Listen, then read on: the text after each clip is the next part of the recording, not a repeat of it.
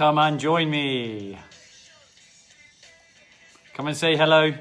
Make sure you leave a comment when you're there, so I know I'm not talking to myself. If you're watching this back on replay, make sure you tell me as well, so I know that the message is getting across. Only a couple of questions today. It's going to be a nice quick one. I'm not going to bore you too much. Some good questions though for me to explain as well. Maybe you're wondering the same thing and you're wanting to know the answer. That's why you're here. Marianne, every week, how are you doing? Okay, let's make a start. So, like I said, nice quick one today. I kind of answer these ones on a semi-regular basis. Obviously, there's still quite a few grey areas in the programme that I run.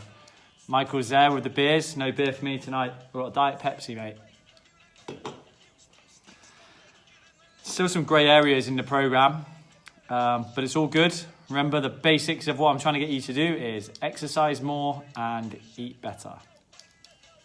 All right, Patsy asks, yes, wondering if calories burned in a workout are equal according to the heart rate monitor. For example, 400 calories burned in a 1 hour walk versus the same in a CrossFit class. Thanks, Marianne. Looking forward to catching up with you as well. Okay, Patsy, good question. In a short answer, yes. And then in a slightly longer answer, no. The calories burned, yet you could say, are the same. Calories being burned is the same. How we do them is slightly different. The body's gonna have different responses to the way that you burn those calories. I think the most obvious one to begin with, the most practical thing, the practical way of thinking about it is, remember your heart rate works, or the way that your heart rate monitor works, whether it's a watch or a chest strap. When your heart rate is higher, so you're in the red zone or in the yellow zone, you'll be burning more calories per minute than so you're working very hard, than if you were sat on your bum and your heart rate was in the grey zone or in the blue zone and you were just walking. So you'll be burning more calories per minute. So you would burn a lot more calories in a shorter amount of time. So to get 400 calories burned in a 1 hour walk, you might find if you're doing a CrossFit class and your heart rate is rising up and going to those higher heart rate zones, it might only take you 20 minutes to get 400 calories. Obviously, there's a lot of other factors that come into it. Gender, age, weight, height, all those different things. But like I said, practically, time would be the biggest difference. Now, you've got to think about the body's response. When we do exercise, so let's say, for example, a 1 hour walk versus a 1 hour run, let's think from a skeletal or muscular point of view. Simon, how you doing, mate? Let's think from a muscular or skeletal point of view. There's a lot more muscle contraction going on when you're running versus when you're walking. Think about how much more muscular contraction there's going on. So obviously, the more muscular contraction you have, you know, the flexing, the extension of the joints, of the muscles, that in itself is going to be a strength building. All right. So if we look at like the overall picture, the more lean muscle we have on our body, the more efficient we are at burning, taking calories in and using them as energy, as opposed to like adipose tissue, which is fat. So if you're more lean, because you've been doing exercise, you've been doing higher intensity exercise, you've been doing strength training, you're naturally making yourself more efficient at taking in calories and using it as energy source. All right, so you would get almost more, I guess it's kind of like the right phrase, but more bang for your buck for doing exercise rather than walking. Does that mean make walking wrong? No, it doesn't, because remember, everyone's going to be at different levels. But then if you're looking for, like it sounds with the question, you're looking for, to go into a little bit more detail on that. Think about the energy systems as well, so a little bit more detailed again.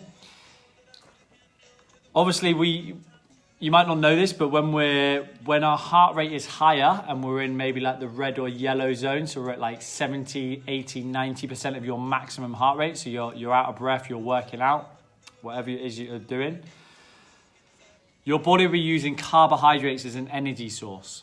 Now, what's people's diets made up a lot of? That's my cat trying to eat my phone. People's diets are naturally made up of a lot of carbohydrates. So if you're working in your like lower intensity in your heart rate zone, then you're going to be using fat predominantly as the energy source, because basically, without going into too much detail, to break down fat and use it as an energy source, your body needs oxygen. Okay, so you imagine when you're just going for a nice gentle jog or a walk on incline, you can breathe easily, you can have a conversation, it's easy to do. Not so easy to have a conversation and get your breath when you're kind of going all in on a sprint, or you're on a WOD where you're trying to do as much as you can. It's not as easy to get oxygen in. So your body will start to use what's readily available, which is carbohydrates. So at higher intensity, your body will use carbohydrates as an energy source. Whereas lower intensity, your body can relax a little bit and go, right, I'm going to save some of those carbohydrates for when I really need them. I'm actually going to go and break down some of the fat because I've got the oxygen there to be able to do it. Okay, so that's a little bit of physiology for you. There is what we call excess post-oxygen consumption as well, which is known as like the afterburn as well. So if you go into a training session, you use something like interval training, which can come in many forms. You go into a CrossFit class, that's a form of interval training. You work as hard as you can and you rest in between your sets, that kind of stuff. Obviously, HIIT training, going and playing a football match, going and play tennis, all forms of interval training, where you're going up into that high heart rate zone and you're using carbohydrates as an energy source. You have that short dip, whether it's 10 seconds, 30 seconds, a minute, 4 minutes, whatever it is, where you allow your heart rate to come back down and then you go back up. Your body has to spend a lot of time after or post-exercise replenishing all those stores, especially the glycogen stores, which is stored carbohydrates, and also your fat stores. So that in itself, your body having to replenish all of that energy is calorific. It requires calories to do that. Your body needs the energy to do that. Whereas if you're just going to go in and you're just going to walk on the treadmill for 60 minutes, yes, you would burn calories from doing that, but then the afterburn of that would be less than if you were doing interval training, because your body doesn't have to work hard to replenish what it's used. It's not really used that much energy from different stores. So, yeah, EPOC we call it, or afterburn, is a thing as well. So, again, if you're looking for like the last 10% and you want to get in a little bit more detail, yeah, you're going to get more bang for your buck from going and doing 400 calories for exercise. It's not going to take you as long. You're going to get those things that I've just mentioned in terms of muscular or skeletal benefits from it. You're going to get the energy system from it as well. So I hope that answers your question, Patsy. I got into a little bit more detail then. But ultimately, remember, I'm just trying to make sure that you're making time to go and do some purposeful exercise. And I find that calories, although I'm not looking at calories as accurate as you might think, I look at calories more accurate on the food side of things. For exercise, it's just making sure that you go and exercise. I don't necessarily. It's more of the fact that you've gone and worked out, and I can see that you've worked out, rather than the actual amount of calories that you burnt in a session. So it's a good question. Suki asked, thoughts on metabolic confusion. I kind of answered this one before, but we'll just go over through it quickly again. So metabolic confusion, I guess this is like, to be honest, I've not read too much about it, but I understand it. The idea that you try and trick your body with the foods that you're eating. So one day you might have a day where you eat a lot of carbohydrates, and then maybe the next 2 or 3 days you don't eat a lot of carbohydrates.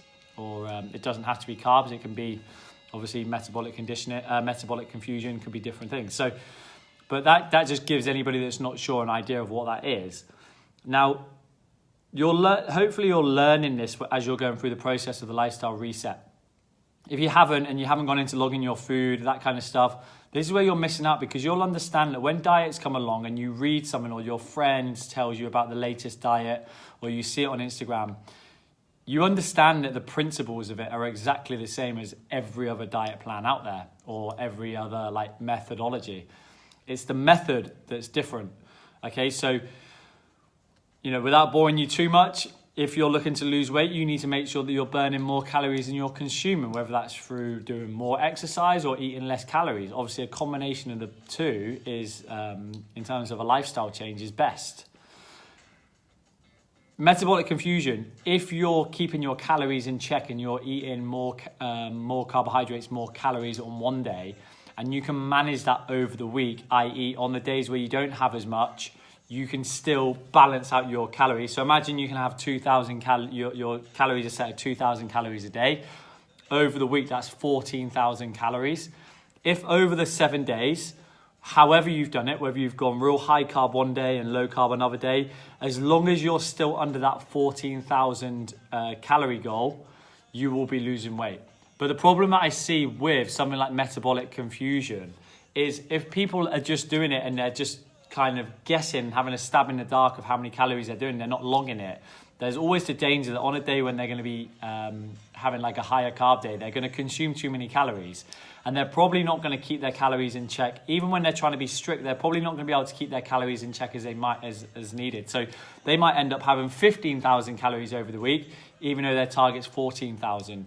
You know, you could do, this is very, very typical in just our lifestyle, you know, Sunday to Thursday or Monday to Friday, wherever you are in the world, it's easier to maintain your calories and manage your calories because you're in a routine. You know, you go to work, you wake up, you have your breakfast, you go to work, you have your nice healthy lunch. When you get to dinner time, you eat your dinner, you go to bed. Whereas at the weekend, we know that it's different. You're kind of in this little bit more relaxed mindset. You have more free time at home. You know, you go to the shopping malls, you go out for dinner with friends, family. It's a lot harder to manage your calories then. So, you know, taking it back to the metabolic confusion, you just need to be keeping your calories in check. And however you do that, the method of how you do that is completely up to you. So if metabolic confusion is something you want to try, go ahead. I would just say that it's not as simple as just nominating days where you have higher carb or higher protein or whatever. You actually need to track it still. And that just goes back to the basics of what we do on the Lifestyle Reset and probably what any good trainer out there is going to get you to do.